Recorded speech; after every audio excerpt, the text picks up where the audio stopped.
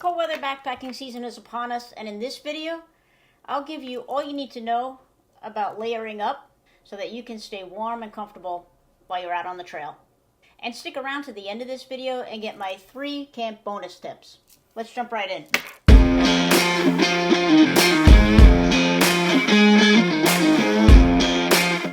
Hey everyone, welcome back to the channel. Hill Tackler here. It's that time of year, the days are getting shorter and the leaves have dropped off the trees, and so have the temperatures. Here in the Northeast where I'm from, the average daytime temps are somewhere in the low 50s, with the nighttime lows dipping below freezing. And if you're like me, you still like to get out on the trail to backpack or to day hike. From shoulder season into winter season, it becomes more important than ever to layer purposefully. The main idea of layering is to prevent overheating and sweating, to preserve your body heat, manage moisture, and block wind. And the layer system is built on having a base layer, a mid layer, insulation, and a hard shell. So why is this cold weather layering important for shoulder season and beyond? First, being cold while in the outdoors is not very enjoyable in the best of circumstances, and downright dangerous in the worst of them. Proper layering helps prevent hypothermia and other cold-related injuries, such as frostbite. It also keeps you toasty enough to enjoy the beauty of the trail in all seasons. When you layer your hiking clothes, you create a microclimate within those layers, which heats you up. As you exert more energy, you generate more heat within those layers. The beauty of layering is that it gives you the ability to regulate your temperature. Too hot, drop a layer. Too cold, add a layer. If you only carried a very heavy, warm, or bulky items to wear, you would quickly overheat and making it much harder to regulate your temperature. The purpose of this video is to give you some fundamental principles of layering for the colder weather backpacking season. Starting with the first layer, base layers. This is the layer that is closest to your skin. The goal of this layer is to wick away moisture, like sweat, away from your body. Usually this layer is not too loose or too tight. Too loose, it won't wick the sweat away. Too tight, it constricts circulation. So why do we need to wick away sweat? When we're hiking, we generate sweat. It's our body's way of regulating our temperature. The sweat, if it sits on our skin, will evaporate and cool us. When we wear a base layer, it wicks away this moisture so that we stay warmer. What material should a base layer be? First, let's answer that question with what it shouldn't be, which is cotton. The material gets wet and stays wet. It takes forever to dry, and the wetness stays on you, which is a recipe for hypothermia. What a base layer should be is a synthetic or a natural fiber, like wool or wool blends. Silk is another great option. Synthetics are more affordable and dry quick, and are usually a varying mix of amounts of polyester, nylon, etc. They can be found pretty much anywhere and are typically cheaper than other wicking fabrics. Synthetics dry quickly and are very durable. However, they tend to hold on to the odor even after washing. Depending on the manufacturer, some are worse than others. Silk is another base layer, which is also a great option. It's a very good wicking layer. Pricier than synthetics, but is often a little more delicate when washing and can be less durable than synthetics for sure. Wool blends are my go-to, and they are not as itchy as some other straight wool materials. They don't hold odor, which is super important. Wool blends tend to be great for any season, hot, cold, and they come in different weights. Wool base layers wick away moisture very well and keep you warm even though you're wet. They're more on the expensive side and aren't as durable as some of the other materials. Hey everyone, Hill Tackler here. Just wanted to jump in at this point in the video, and I hope you're enjoying the content. If you are, consider hitting the subscribe button and hit the notification bell so you never miss an episode. So when to wear a base layer? I usually don't start wearing base layers under my hiking pants until the temperatures come somewhere around 35 degrees. Then I opt for the thinnest long john bottoms as I have. As the weather gets progressively colder, I increase the weight of that layer. And when I'm in the Adirondacks in minus 10 or 20 degrees hiking temperatures, I'll usually wear the heaviest long john bottom I have under my rain pants, which keeps me warm, protects me against the wet snow and driving wind. So mid layers are worn over your base layer. This is an additional layer worn while you're hiking, so it should be heavier than a base, but also breathable because you are wearing it while you're moving. This layer traps your body's heat as you move. However, they're designed to allow breathability. In fair weather conditions, you can often get away with a mid layer as your outermost layer of your cold weather kit. So many options to choose from for mid layers, from fleece to synthetic to a more active insulation type. As a mid layer, the colder it gets, the heavier this layer can be.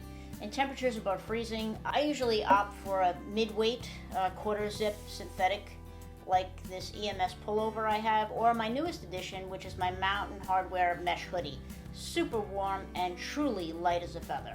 The other piece to my mid-layering system for all trips, but especially useful in cold weather, is my Patagonia Houdini wind shirt. More times than not, I will carry this on all of my trips. This wind shirt literally weighs almost nothing. Well, okay, not nothing, but you know what I mean. And I might use this to add a light layer on top of my hiking shirt, or even my mid layer in colder weather if it's breezy, or if I need to keep in some heat. This little piece keeps some heat in, blocks wind, sheds water, and also breeze, which is so important for all hiking seasons. For an insulating layer, during backpacking, which I use either when I'm stopping for a long extended period or later in the day when I'm in camp, is usually a piece of down, something or other. In early fall, this is my Patagonia Nano Puff, and in colder weather, my Montbell Alpine Light Down Parker. I've had this thing for well over 10 years, and it's still going strong. Love it, and it's yellow. I know it was on sale, so that's why I got the yellow. And the hood is a must. If you're gonna get a Parker, you should definitely get a hood. So to wrap it up for insulation, most often your insulating layer is a down or synthetic. I usually always go with down as an insulating layer. Important to note that you can't get it wet or soaked in any way. It will lose its insulating power. So this is an item you want to make certain is in your pack and staying dry. You can use a synthetic, but it's often bulkier and thus heavier. So for a shell layer and an outer wind block in the fall, I just use my regular rain jacket. It blocks wind, traps heat, and I have to carry it anyway because I pack for rain on every trip. There are really various types of rain jackets, how thick they are. In the summer months, I wear a very thin one. In the colder months, I tend to wear a thicker Gore-Tex.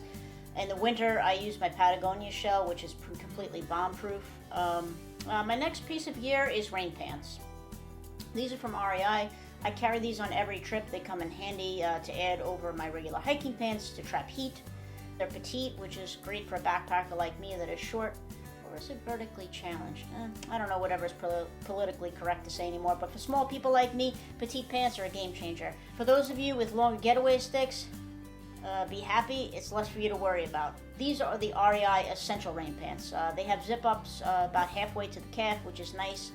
They have a deep pocket in the front, and I can usually get them over my hiking boots without taking them off, so that really makes me happy. In the wintertime, I'll use preset pants which have full zips that go from ankle to torso.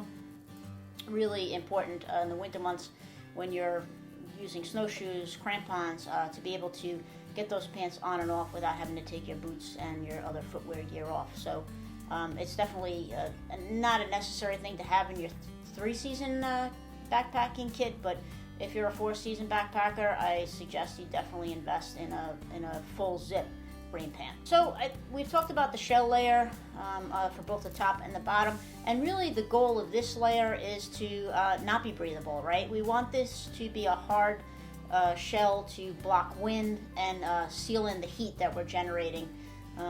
So this is not a breathable layer. To keep my head warm, I bring a lighter weight knit hat like this, as well as for my hands I buy light liner gloves. These are REI brand light liner gloves. I have multiple pairs on a backpacking trip as they tend to wet out from sweat, rain, snow. I have them in a variety of weights in my gear box. So I bring this very light pair to hike in and these more medium weights for hanging around camp. If rain is in the forecast, I'll usually bring a set of rain mitts and wear my liner gloves underneath them. For liner gloves, the key is to try them on. This is really one thing that I can't buy in the store without touching and feeling it. It should not be too tight or too thick. The key to liner gloves is being lighter in weight so your hands don't sweat too much, because if you go with thicker ones, real thick ones, you'll end up wetting them out with sweat. You'll have to keep taking them on and off. You'll get cold. And so for the name of the game for this piece of gear is a little light and breathable and not too tight. And for rain mitts, they come in a variety of Gore-Tex weights. I have these lighter ones from REI that are like more my 3-season ones, and then I have these heavier ones that I use for the winter months. I find these a very useful part of my kit. Just wanted to jump back in here and talk about hand insulation a little further. I've given some examples of liners and hard shell mittens that I use to help keep my hands warm while cold weather hiking, and I would be remiss if I didn't talk about hand layering with mittens, both while hiking and while in camp. I use mittens specifically because your hands stay warmer with mittens. When you're wearing gloves, your fingers tend to be separated from one another, thus not creating as much heat. So that's why I always use mittens. Even with very thin liner gloves underneath, if I have to do a camp chore, assembling my tent, or using my stove, there's a barrier between my skin and anything cold. For mittens, there are a variety of ones to choose from. I tend to go with these outdoor research mittens that have a 2-layer system. On the outer layer is a fairly weatherproof, almost Gore-Tex type of material, but it does have some insulation. And then the second layer is this fleece mitten that has a flap that lifts so that you can use your fingers. It also has a magnetic attachment on this within the mitten so that it stays in place. And with this system, I would wear a very thin liner glove underneath. When I flip my flap up, I can protect my fingers against touching anything cold. I won't really hike in these too long. If anything, like I said, it's for more at camp, doing camp chores, or in the morning when I'm just starting out hiking, or during longer breaks. The reason why is your hands heat up quickly and you'll sweat out the mittens. And one of the most important premises of cold weather layering is to stay dry. In mild winter, I may use more of a fleece mitten like this with a flap, but for the most part, these outdoor research mittens go on all my cold weather adventures. So I always bring a buff on every trip. It has multiple uses, and in fall I may use it as a face cover to pull up over my ears while I'm hiking, or with a baseball hat to keep my ears warm while not having to wear a knit hat.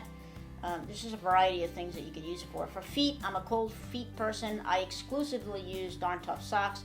They're merino wool, truly durable, and even when my feet are wet, I'm comfortable.